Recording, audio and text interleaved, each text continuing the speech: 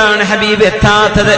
മദീനയിലേക്ക് ഹിജറ വരുന്ന ആ നേരം മദീനക്കാർ ഹബീബിനോട് കാണിച്ച, അൻസ്വാരികൾ കാണിച്ച ആ ഒരു സ്നേഹം നമ്മളൊന്ന് ഓർത്തു നോക്കൂ. ആ സമയത്തൊരു ജൂതനാണ് കാണുന്നത്. ആദ്യമായി നബിയെയും സിദ്ദീഖ് എന്നവരെയും ദൂരെ നിന്ന് വരുന്ന കാഴ്ച ഒരു ജൂതനാണ് കാണുന്നത്.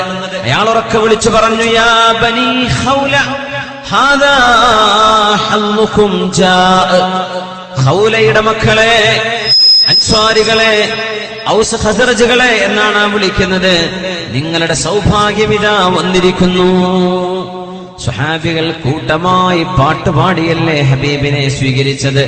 ത്വലഅൽ ബദ്റു അലൈനാ മിൻ സനിയാതിൽ വദാഇ.